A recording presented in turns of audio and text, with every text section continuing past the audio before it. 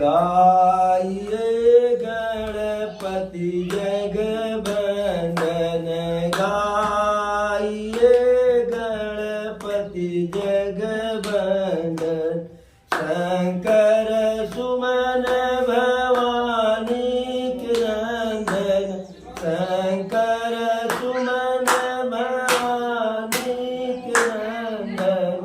गाइए गणपति जगवंदन, शंकर सुमन भवानी के नंदन। गाइए गणपति जगवंदन। मोदक प्रिय मुद मंगल दाता, मोदक प्रिय मुद मंगल दाता। विद्या वारिद बुद्धि विधाता, विद्या वारिद बुद्धि विधाता। मोदक प्रिय मुद मंगल दाता, विद्या वारिद बुद्धि विधाता। गाइए गणपति जगवंदन, शंकर सुमन वाणी के नंदन। रिद्धि से सिद्धि बदन गज बदन विनायक, सिद्धि बदन गज बदन विनायक। कृपा सिंधु सुंदर सबलायक, कृपा सिंधु सुंदर सबलायक। सिद्ध सदन गज बदन विनायक, कृपा सिंधु सुंदर सबलायक। गाइए गणपति जगवंदन, गाइए गणपति जगवंदन। शंकर सुमन भवानी के नंदन। गाइए गणपति जगवंदन। मांगत तुलसीदास कर जोरे, मांगत तुलसीदास कर जोरे। बसहु राम सिय मानस मोरे, बसहु राम सिय मानस मोरे। मांगत तुलसीदास कर जोरे, बसहु राम सिय मानस मोरे। गाइए गणपति जगवंदन, गाइए गणपति जगवंदन। शंकर सुमन भवानी के नंदन। गाइए गणपति जगवंदन, शंकर सुमन भवानी के नंदन। जय हो। मौसम दीन न दीन हेतु तुम समान रघुवीर। अस विचारी रघुवंश मणि, हरहु विषम भव भीर। कामिह नारि प्यारि जिमि, लोभिह जिम प्रिय दाम। तिमि रघुनाथ निरंतर, बसहु हृदय मोहि राम। सियावर रामचंद्र की जय, पवन सुत हनुमान की जय। जनक नंदनी की जय, हर हर महादेव। लखन हृदय लालसा बिसेखी, जाई जनकपुर आई देखी। प्रभु भय बहुरी मुनि सकुचाई, प्रगट न करहि मनहि मुस्काई। जय। लखन हृदय लालसा बिसेखी, जाई जनकपुर आई देखी। भैया लक्ष्मण के मन में यह इच्छा जागृत हुई, इच्छा उत्पन्न हुई कि यदि जनकपुर घूमने को मिलता, घूम आते तो बड़ा बढ़िया रहता। क्योंकि कल प्रभु के साथ जनकपुर की फुलवारी को जो है देख करके आए थे।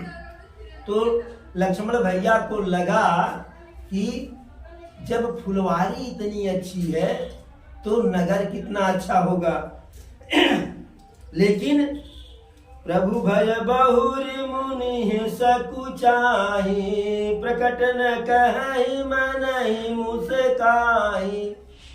प्रभु श्री राम का भय था उनके डर के कारण, और मुनि है सकुचाही, श्रेष्ठ मुनि विश्वामित्र के संकोच बस जो है यह बात लक्ष्मण जी के मन में ही जो है रह गई, उसको प्रकट नहीं कर पाए, बता नहीं पाए। लेकिन प्रभु अपने भक्तों की मन स्थिति को समझते हैं, और राजा दशरथ के 4 पुत्र थे, चारों पुत्रों में 2 जोड़ी था, जोड़ा। एक जोड़ी में प्रभु श्री राम और लखनलाल, दूसरे जोड़ी में भरत भैया और उनके अनुज शत्रुघ्न भैया थे। तो प्रभु लखनलाल के मन की बात को समझ गए। राम अनुज मन की गति जानी, भगत बछलता ही हुलसानी। प्रभु लखनलाल के मन की बात को समझ गए, और जब समझ गए तो उनके मन में जो लखन भैया के प्रति वात्सल्य था, प्रेम था, वह हुलस गया, उभर गया। जो दबा हुआ प्रेम था वह उभर गया, और बहुत ही प्रेम पूर्वक विनती भरे स्वर में जो है गुरुदेव से आदेश मांगते हैं, गुरुदेव से आदेश मांगते हैं। स्वतः नहीं कहते हैं, हालांकि मन प्रभु का भी था कि जनकपुर का तो एक बार घूम आवे, लेकिन कहते हैं नाथ लखनपुर देखन चाही, प्रभु सकोच डर प्रगट न करही। हे प्रभु, हे गुरुदेव, छोटे भाई लक्ष्मण जी नगर को घूमना चाह रहे हैं, जनकपुर में जा करके घूम करके टहल करके आना चाह रहे हैं, लेकिन आपके संकोच के कारण और हमारे डर के कारण है यह कह नहीं पा रहे हैं, व्यक्त नहीं कर पा रहे हैं, अंदर ही अंदर इनकी बात यह चल रही है। फिर गुरुदेव से कहते हैं कि यदि आपका आदेश मिल जाए तो जा करके लक्ष्मण को जनकपुरी अंदर से घुमा लावे, और घुमा करके तुरंत लेकर के वापस आ जाए। अब ऐसा अनुरोध विनय पूर्वक किया गया अनुरोध जो है विश्वामित्र जी टाल नहीं सके, और टालने की क्या बात है, ऊपर से कह रहे हैं कि राम आप तो धर्म के पालक हैं, नीति के पालक हैं, धर्म से तू पालक तुम ताता, प्रेम विवश सेवक सुखदाता। आप तो धर्म के सेतु हैं, आपका ही नाम लेकर के लोग अधर्म से धर्म की तरफ चले जाएंगे। जो बीच की खाई है, आप उस खाई को पाटने का कार्य करेंगे, खाई पे पुल बनाने का कार्य करेंगे, करते हैं। प्रेम विवश सेवक सुखदाता, और आप अपने सेवक को सुख देने के लिए विवश हैं, इसलिए जाकर के दोनों भाई नगर में जनकपुरी में घूम करके टहल करके आओ, और साथ ही साथ अपने सुंदर स्वरूप को जनकपुर के नर नारी बाल वृद्ध सबको दिखा करके आओ, जिससे उनके नेत्र भी धन्य हो जाएं। अब जब आदेश मिल गया तो मुनि पद कमल बंधु दो भ्राता, चले लोक लोचन सुखदाता। मुनि जी का जैसे ही आदेश मिला, दोनों भाई विश्वामित्र जी के चरणों में साष्टांग प्रणाम करके दंडवत करके चल दिए। चले ये लोक लोचन सुखदाता, संसार के नेत्रों को सुख देने वाले अब जनकपुर के जो है नर नारी बाल वृद्ध युवा सबको जो है सुख देने के लिए तत्पर हैं। और जैसे ही यहाँ से निकले विश्वामित्र के पास से थोड़ा सा दूर आगे बढ़े तो प्रभु लक्ष्मण जी से कहे कि भाई देखिए, जनकपुर का अपना जो है एक नीति है, रीति है और एक पवित्रता है, एक उच्च कोटि का आदर्श है। और धैर्य को बनाए रखिएगा, कोई खुराफात नहीं। जैसे लक्ष्मण जी श्रेष्ठ अवतार थे, चंचल थे, तो और कुछ तो नहीं, लेकिन जैसे किसी को काटे न काटे न सही, लेकिन फुफकार समय समय पर मारा करते थे। इसीलिए प्रभु कहे कि फुफकार नहीं मारना है। जैसे एक कोई बहुत ही विषैला जहरीला नाग रहता था तो लोगों को टस लेता था। किसी महात्मा को उस नाग पे दया आया, संत हृदय नवनीत समाना, कहन कभी पर कहे न जाना। संतों का हृदय मक्खन की तरह से मुलायम होता है, लेकिन फिर आगे कहा गया कहीं न कभी पर कहे न जाना। कवियों ने कह तो दिया लेकिन कह नहीं पाए। संत का हृदय मक्खन से भी अधिक कोमल होता है। तो संत जी को दया आया कि एक तो जैसे सांप इत्यादि जो है अपने आप में प्रेतात्मा है, जब लोगों को और डसेंगे तो पिछले किसी जन्म का प्रारब्ध इस जन्म में भोग रहे हैं और इस जन्म में भी पाप करेंगे तो फिर प्रारब्ध पापमय हो जाएगा। तो संत जी को दया आया तो संत जी उस सांप के ऊपर अनुग्रह करके समझा दिए कि बाबू, कोई पूर्व जन्म में गलती जिसके परिणाम स्वरूप जो है सांप बने हो, अब इस जन्म में कोई गलती मत करो, किसी को मत काटो, मत डसो। और देखिए, जब राम बनई है सो बन जई है, बिन सत्संग विवेक न होई, राम कृपा बिन सुलभ न सोई। तो संत के बिना विवेक नहीं होगा और विवेक जो है और संत का संगत जो है बिना प्रभु की कृपा की नहीं होगा।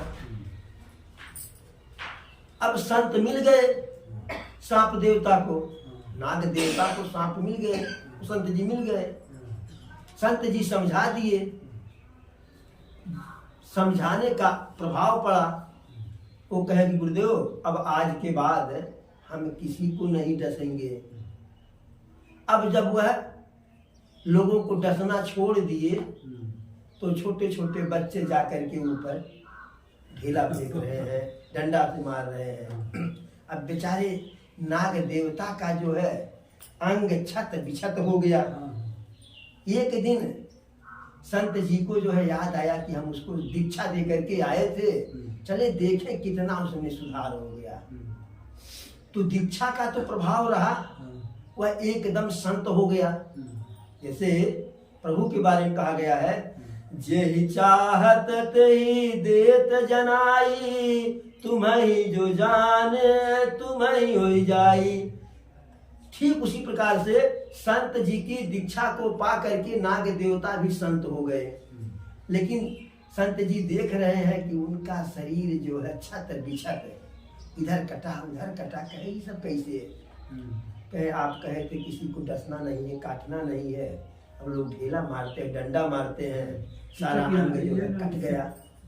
तब संत जी कहे हम काटने के लिए मना किए हैं न, फुफकारने के लिए नहीं मना किए हैं। तो वही कह रहे हैं, प्रभु कहे भाई देखिए आप हमारे साथ रहेंगे तो काटेंगे तो मुझे पूरा विश्वास है, लेकिन समझाए दे रहे हैं कि उपकार भी नहीं मारना है। जनकपुर में टहलते समय ऊपर चक्कर बकर नहीं देखना है, सिर नीचे करके टहलना है। अब गए जो है, जैसे जो जनक जी के राजमहल की तरफ प्रवेश किए नगर में, बालक वृंद देखी अति शोभा, लगे संग लोचन मनु लोभा। जैसे ही देखे दोनों भाइयों को बाल समूह, बस उनके पीछे लग गए। लगे संग लोचन मन लोभा, उनके बच्चों के नेत्र जो है मैंने प्रभु के नेत्र और प्रभु का शरीर बच्चों के या लोगों के मन को जो है लोभा लिया। और सुंदरता तो प्रभु का वही जो है, पीत बसन परि करि करि भाटा, चार चांप सर सोहत हाथा।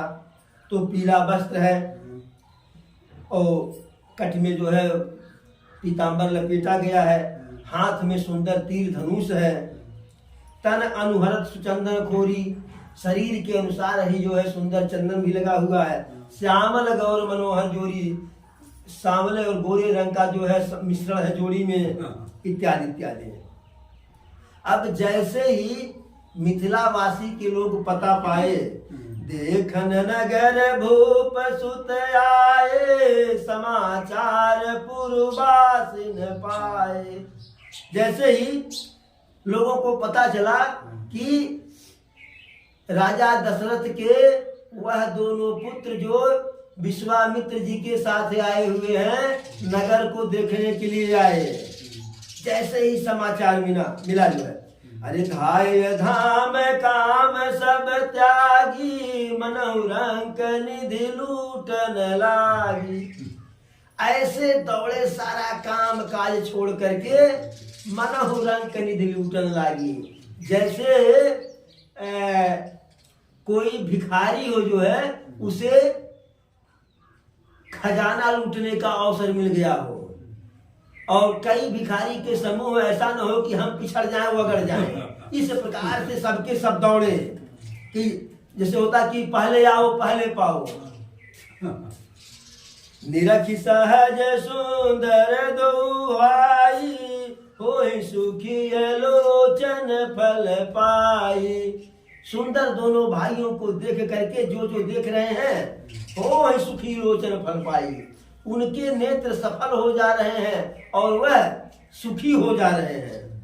अच्छा, अब जैसे बालक देख रहे हैं, पुरुष देख ले रहे हैं, वृद्ध महिलाएं देख ले रही हैं, लेकिन युवती भवन झरो खन लागी, निरखहि राम रूप अनुरागी। लेकिन जो घर में नई नई बहुरिया आई हुई है, या जो सयानी कन्याएं लड़कियां हैं, जिनको जो मर्यादा बस घर से बाहर नहीं निकलती हैं, अब वो कैसे देखें? युवती भवन झरो खन लागी, निरखहि राम रूप अनुरागी। वह युवतियां घर के झरोखे से, जंगले से, खिड़की से निहार रही है और निरखहि राम रूप अनुरागी, राम के रूप को, सौंदर्य को, प्रेम बस जो है अनुराग बस देख रही है, निहार रही है।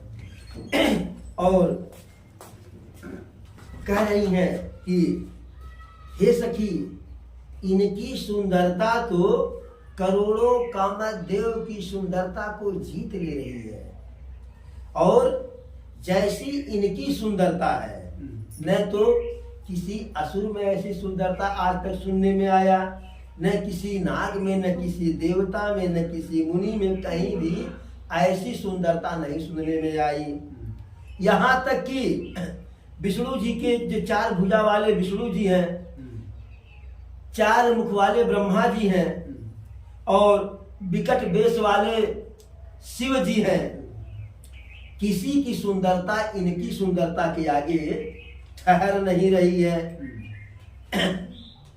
वय किशोर सुषमा सदन श्याम गौर सुख धाम अंग अंग परवार यही कोटि कोटि सतकाम। करिए वय किशोर सुषमा सदन, दोनों भाई सुंदरता के घर हैं, खजाना है। श्याम गौर सुख धाम, जो सांवले और गोरे हैं वह सुख के धाम है। धाम तो जानते ही हैं, तीर्थ व्रत। अंग अंग पर वार यही, इनके एक एक अंग पर निछावर किए जा सकते हैं। कौन? कोटि कोटि शतकाम, यानी इनके एक एक अंग पर करोड़ों करोड़ों कामदेव को निछावर किया जा सकता है, बनैया दिया जा सकता है।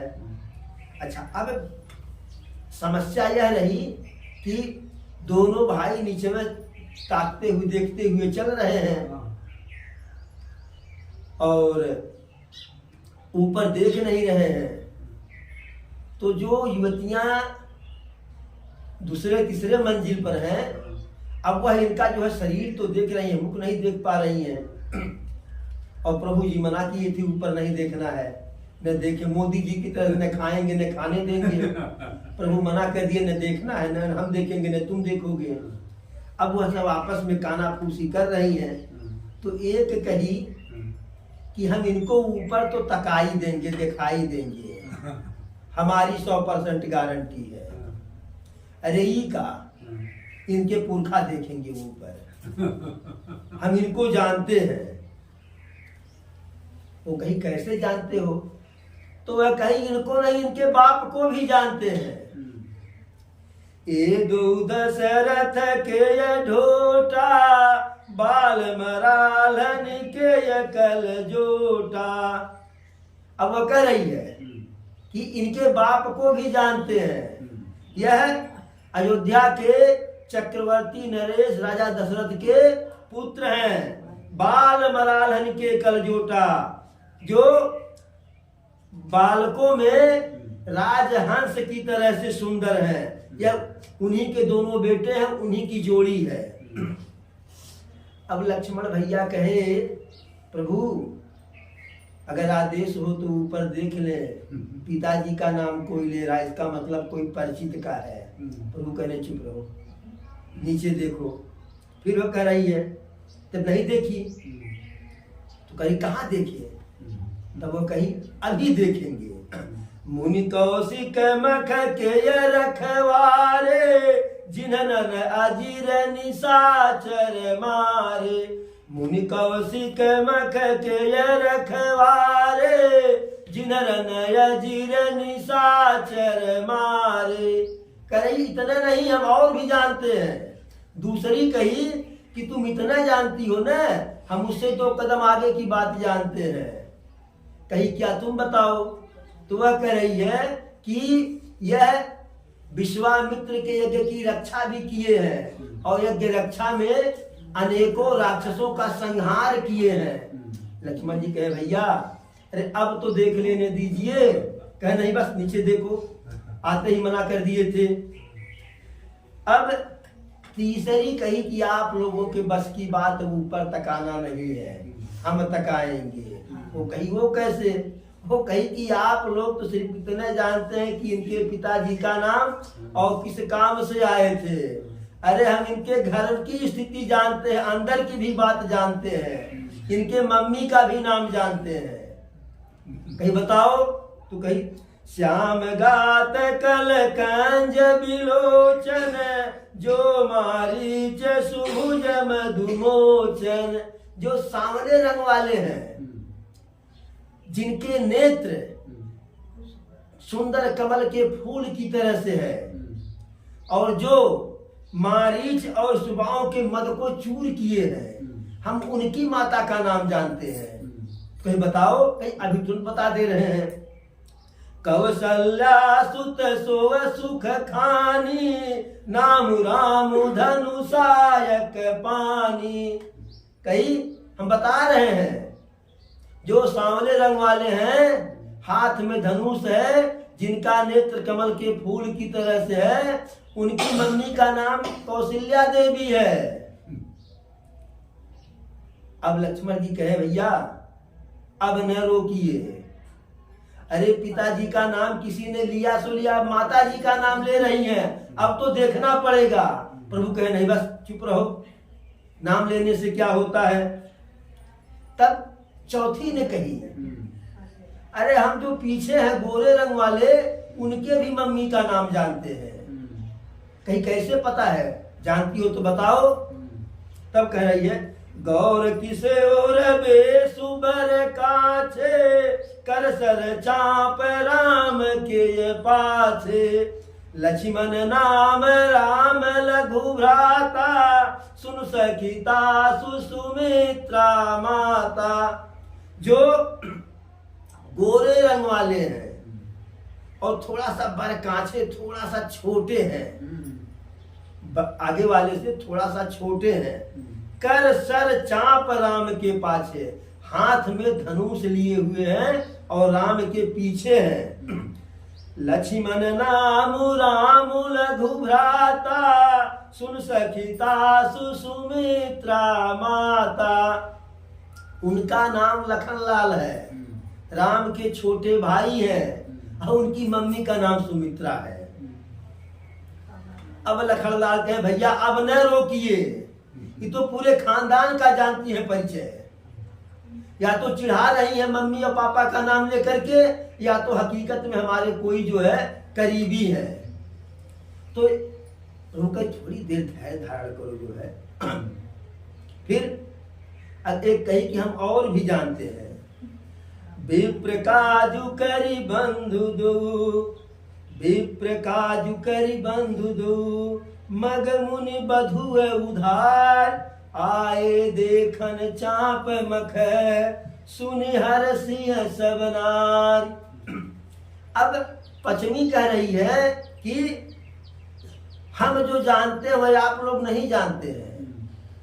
तो लोगों ने कहा बताओ तुम क्या जानती हो। वह करे विप्र काजु करी बंधु दो, ये दोनों भाई ब्राह्मणों के ऋषि और मुनियों के कार्यों को संपन्न करने के बाद मग मुनि बधु उधार, रास्ते में आते समय जो ऋषि गौतम की पत्नी पत्थर बन गई थी श्रापवश, उनका उद्धार करके आए हैं। और किस लिए आए हैं, आए देखन चाप मख, धनुष यज्ञ को देखने के लिए आए हैं। और सुन हर्षिय सब नारी, तब सारी नारियां जो ऊपर थी अट्टालिका पर वह बड़ा प्रसन्न हुई, गदगद हुई कि एक बार तो आज देख रहे हैं, भले मूड़ी नीचे झुकाए हुए हैं, लेकिन जब वहां बैठेंगे धनुष यज्ञ में तो हो सकता है देखेंगे और तब हम देख लेंगे। फिर आपस में लोग चर्चा कर रहे हैं कि जो स्त्रियां हैं कि एक बात तो है, जो आगे वाले हैं सांवले रंग वाले, यदि ऐसा कोई संजोग बनता कि इनका विवाह जनक नंदन सीता जी से हो जाता, बिल्कुल सीता जी के लिए एकदम 100% परफेक्ट बर है, कुछ उसमें बटीक नहीं है। और फिर दूसरी कह रही है कि सखी यह तो बात बिल्कुल सत्य है, यदि जनक जी इनको देखेंगे तो एकदम सीता जी के लिए इनका चयन कर लेंगे, वर्ण कर लेंगे और अपने प्रतिज्ञा को तोड़ देंगे। तो फिर अगली कह रही है, को कहे भूपति पहचाने, मुनि समेत सादर सन्माने, सखी परंतु पनुराउ न तजई, विधि बस हठिय विवेक भजई। तो फिर कोई कह रहे उसी में से कि हे सखी यह जो कह रही हो वो तो ठीक है, लेकिन राजा जी इनको पहचान भी लिए हैं और पहचान करके मुनि जी के साथ गुरुदेव के साथ सम्मान राजमहल में लिवा करके आए भी हैं, लेकिन फिर भी राजा अपने जो है प्रण को अपने अविवेक और हठ के कारण नहीं छोड़ेंगे। अब विधाता ही अगर चाहे तो इनसे इनकी शादी हो सकती है। अब और अगर शादी हो जाए, जब विधि बस यस बनय संजोगु, तब कृत कृत्य हो सब लोगु। सखी हमरे आरती अति ताते, कबहु कहे या वही नाते। अब वह बोली कि यदि ईश्वर चाहे, ईश्वर ऐसा संयोग करे जो है, तो इनका विवाह जानकी नंदिनी जी से हो जाए और हम सबके सब विवाह तो सीता मैया का होगा, सीता जी का, लेकिन हम सभी लोग धन्य हो जाएंगे। क्यों? सखी हमरे आरती अति ताते, कबहू ये आवही यही नाते। अगर जब ससुराल हो जाएगी तो कभी न कभी तो ससुराल में आएंगे और हम लोग तब इनको देख लेंगे, और अगर नहीं विवाह होगा तो इनका दर्शन तो फिर हमें दुर्लभ है। फिर कई राय हो रहा है कि यह सारी बातें तो ठीक है, इस विवाह से सबका कल्याण है, लेकिन को कह शंकर चाप कठोरा, ए श्यामल मृदुगात किशोरा। अब उसी में से कोई करे सारी बातें तो ठीक है, लेकिन कहाँ शंकर जी का कठोर विशाल भारी धनुष, और कहाँ ये भी किशोरा अवस्था के कोमल अंग के बालक हैं जो है, यह सारा असमंजस बना हुआ है। तो फिर किसी और कोई सखी कह रही है, सखी यह तो बात ठीक है, लेकिन यह देखने में तो छोटे लग रहे हैं, देखने में तो छोटे लग रहे हैं, लेकिन बड़े प्रभावकारी हैं। प्रभावकारी जो है कि इनके स्पर्श मात्र से गौतम ऋषि की पत्नी जो पत्थर हो गई थी वह तर गई, और सुबाह मारीच के घमंड को चूर कर दिए। तो यह तो असंभव है कि शिव जी का धनुष इनसे न टूटे। जिसने सीता जी को रचा है, बनाया है, उसी ने इनका भी संरचना किया है। इसलिए जो है इस विवाह के लिए बिल्कुल यह जो है एकदम खरे खरे उतरेंगे। और उसके ऐसी बात को सुन करके सभी लोग कहे प्रसन्नता पूर्वक कि ऐसे ही हो, ऐसे ही हो। अच्छा, लेकिन यह दोनों भाई, इतनी सारी बातें हो गई, दोनों भाई जो है ऊपर देखे नहीं। तब उन युवतियों ने क्या कहा किया, बड़ा जुगाड़ लगाई इनको देखने के लिए। भाई सुंदर पुरुष को हर सुंदर स्त्री चाहती है, देखती है, और देख नहीं पाई, तो ऊपर से अट्टालिका पर से इनके ऊपर फूल गिरा दिए। अब फूल गिरा करके संकेत कर दी जो है कि जो फुलवारी देखने के लिए आए थे उसी फुलवारी में मुलाकात होगी। अब प्रभु जो है समझ गए कि यहाँ की जो युवतियां हैं फुलवारी में बुला रही हैं, इसलिए अब फुलवारी की कथा जो है हम लोग जो है कल उसका जो है गायन श्रवण करेंगे। कल जब फूल तोड़ने के लिए जाएंगे प्रभु, तो उसकी कथा जो है कल होगी। बोलो सियावर रामचंद्र की जय, पवन सुत हनुमान की जय, बोलो भाई सब संतन की जय। धर्म की, धर्म की, धर्म की, अधर्म का, अधर्म का, प्राणियों में, प्राणियों में, विश्व का, विश्व का। हर हर महादेव।